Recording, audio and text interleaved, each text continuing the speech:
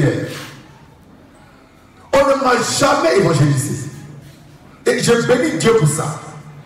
Avec tous ces marmailleurs, ils allaient trop me fatiguer. Personne ne m'a évangélisé. Jamais.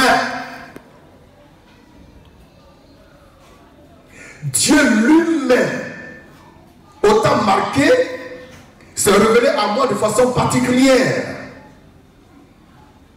J'étais assis devant la porte à Bégerville en 1990, le 5 mars 1990. Et Dieu m'a parlé de façon audible.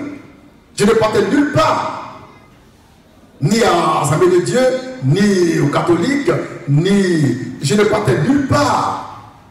J'étais un gros païen. Et Dieu me dit,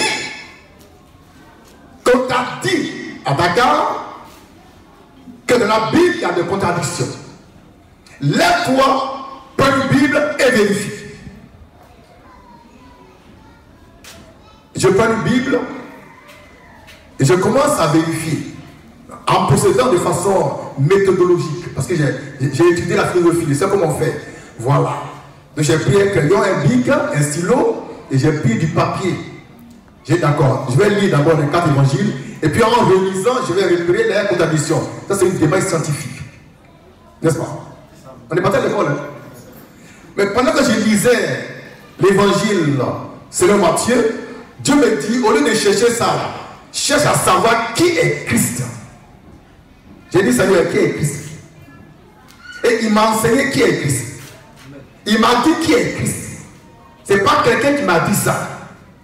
Et j'ai dit au Seigneur, bon, tu m'as sauvé aujourd'hui, est-ce que je peux perdre mon salut? Il me dit, je ne t'ai pas sauvé pour te perdre. Parce que ton salut, tu l'as pour toujours. Et ça, on ne m'a pas enseigné ça dans la rue, ni dans la Bible. Je l'ai reçu de Jésus-Christ. C'est pourquoi j'ai dit, avec Dieu, on fait attention. Et plus tard, j'étais maintenant à Boaké, 90, Boaké, c'est 98, 2000, 2001, 2, j'étais à Boaké.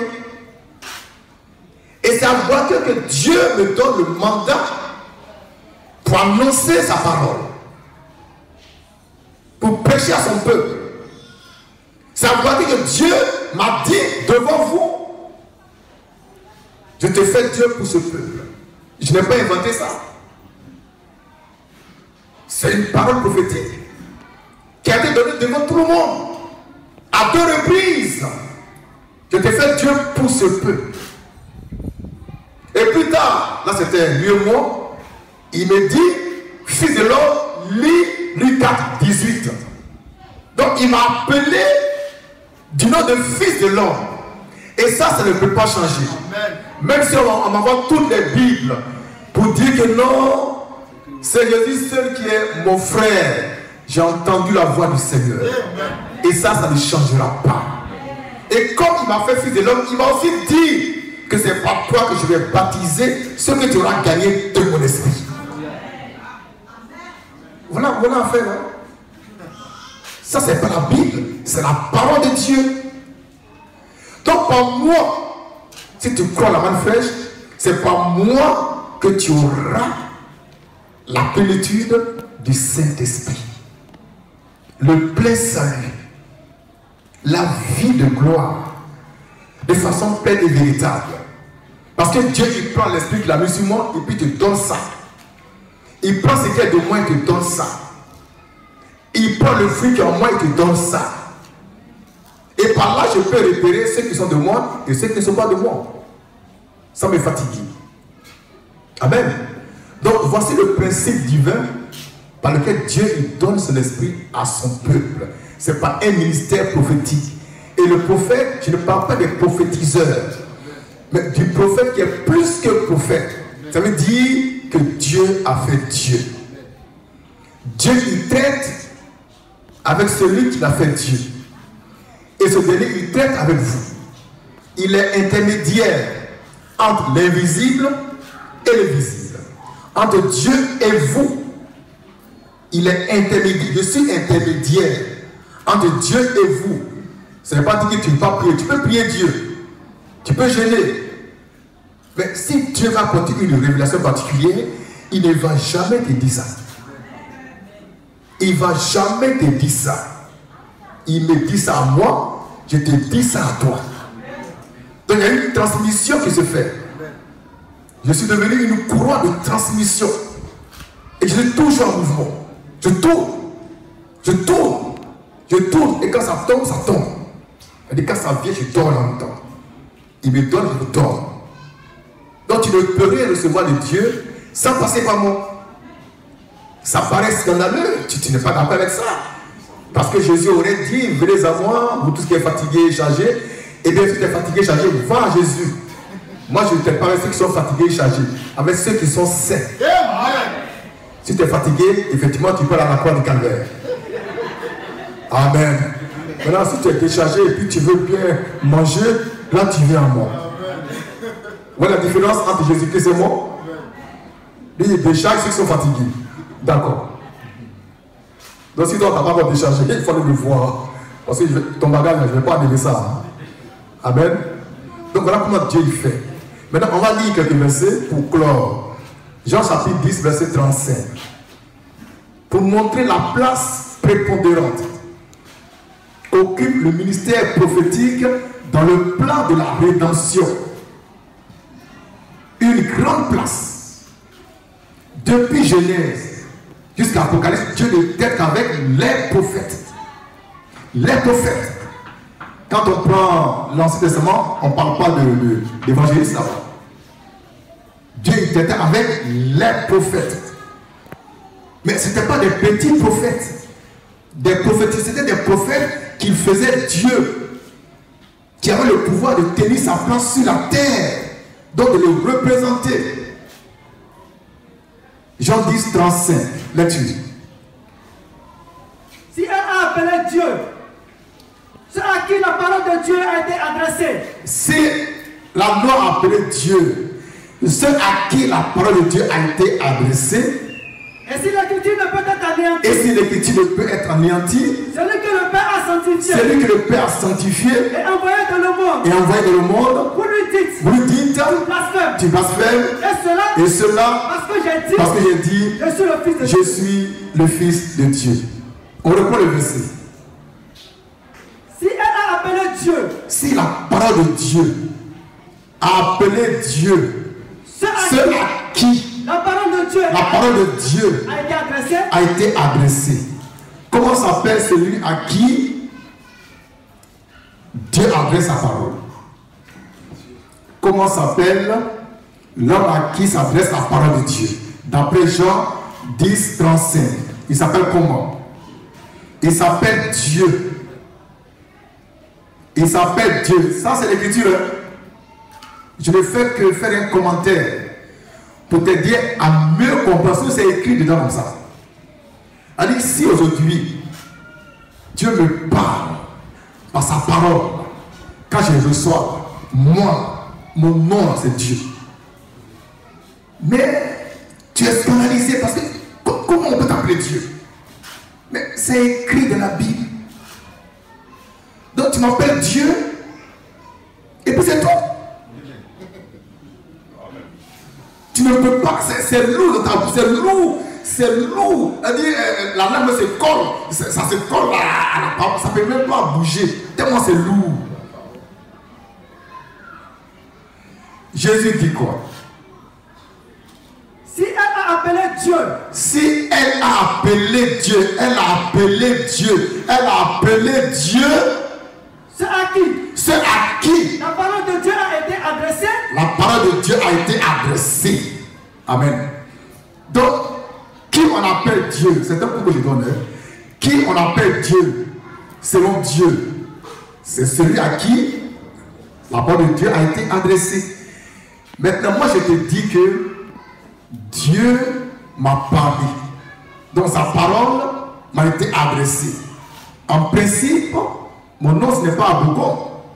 Mon nom ce n'est pas François. Mon nom c'est Dieu. Mais quand c'est lourd dans ta bouche là, il ne faut pas m'appeler Dieu. Mais je t'apprends quand même que c'est un principe divin. Immuable. Parce que les anges, ils m'appellent Dieu. C'est toi qui m'appelles par mon nom. Et ils m'appellent Dieu. Ils savent que je suis Dieu. Et ils me respectent pour ça. Vous suivez? Parce qu'entre eux et moi, il y a une collaboration très sincère. On se voit, on se parle. Quand je passe, ils me respectent. Parce que Dieu m'a fait Dieu, ils savent ça. Mais pour toi, c'est un peu compliqué. Puisque tu ne comprends pas bien encore. Amen. Et comme Dieu m'a fait Dieu, qu'est-ce qu'il fait? Il met sur moi son esprit, qui est le Saint-Esprit. Maintenant, moi, je t'engendre par la main fraîche. Maintenant, Dieu, il veut te donner son esprit. Il ne te donne pas ça directement. Il prend son esprit qui est sur moi, il met ça sur toi. Il prend l'esprit de Dieu qui est en moi, il met ça en toi.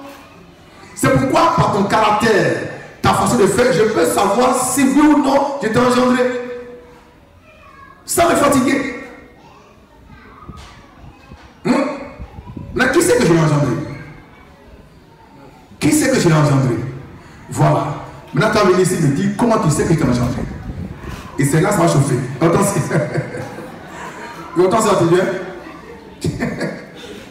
Comme ça, on va bien comprendre. Certains cours que je donne, s'il y a des témoignages, ça permet de bien comprendre.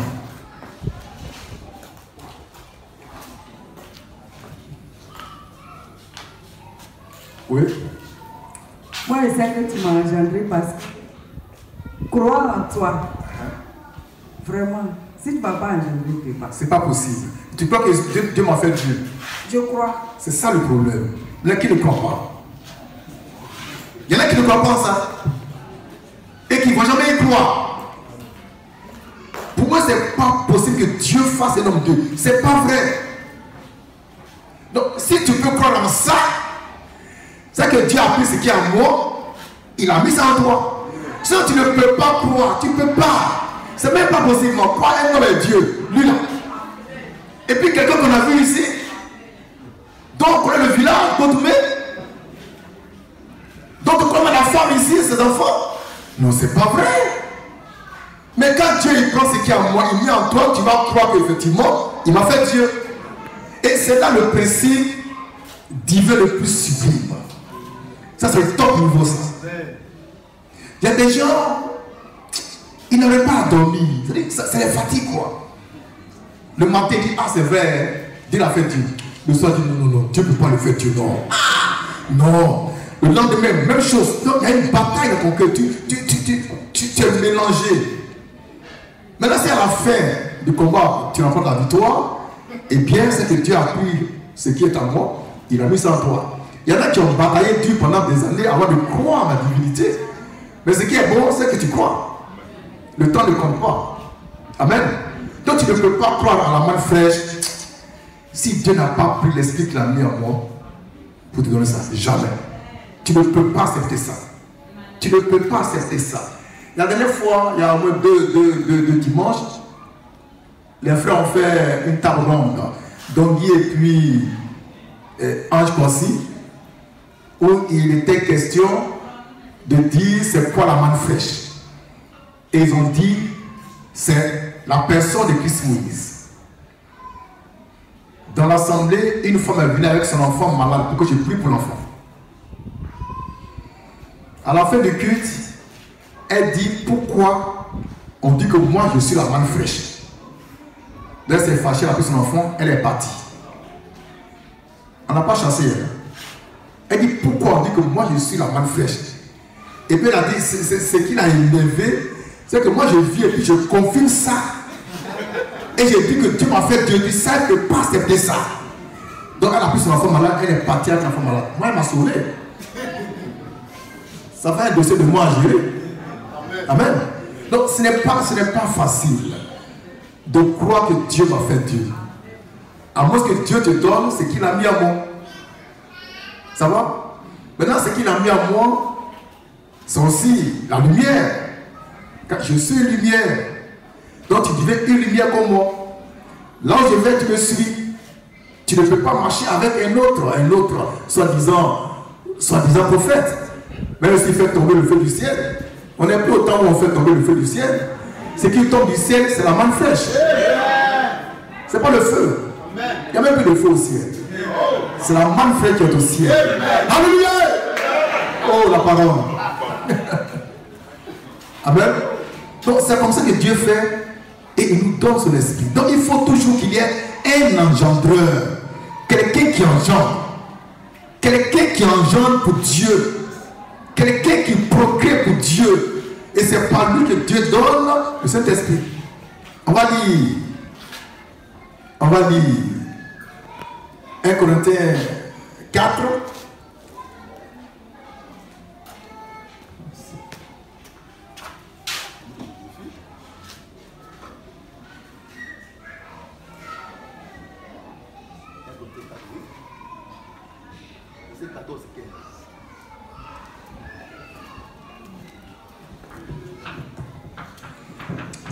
Corinthiens 4, verset 14 au verset 15. Amen. Lecture. Ce n'est pas pour vous faire honte. Ce n'est pas pour vous faire honte que j'écris ces choses. Oui.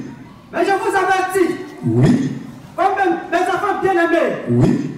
Car quand vous aurez 10 000 mètres. Quand vous aurez 10 000 mètres en Christ, vous n'avez cependant pas plusieurs pères. Puisque c'est moi, Paul, qui vous ai engendré en Jésus-Christ par l'évangile. Frère, on va toucher un mystère. Paul dit aux Corinthiens, vous pouvez avoir 10 000 mètres, 10 000 docteurs, 10 000 évangélistes, 10 000 pasteurs, 10 000 prophètes. Mais vous n'avez pas pour autant plusieurs pères. Car c'est moi qui vous ai engendré en Jésus-Christ par mon évangile. Donc je suis votre père. Paul réclame la paternité de l'épouse corinthienne. Je suis votre père. Il est vrai que maintenant vous avez plusieurs maîtres. Voilà, vous partez dans n'importe quelle église, vous suivez n'importe quel réveil. Mais je suis l'homme par qui Dieu vous a engendré. Je suis votre engendreur. Je suis votre procréateur. Je suis votre père. Mais toi, qui t'a engendré?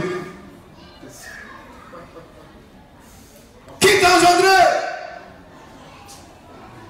Tu ne sais même pas que dans la Bible il y a un engendrement. Donc pour toi tu es tombé du ciel pour l'Assemblée de Dieu, baptiste, catholique, ou bien missionnaire, ou bien je ne sais pas, évangéliste, ou bien docteur. On ne tombe pas du ciel. Quelqu'un t'engendre.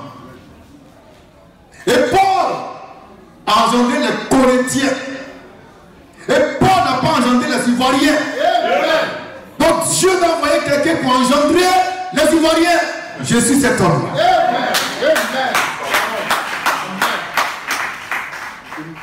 L'apôtre Paul dit dans 2 Corinthiens 11, verset 3. On va lire un grand mystère et on va le ramener à notre temps pour montrer à l'église et à la face du monde qu'il est nécessaire, impératif et obligatoire que quelqu'un d'engendre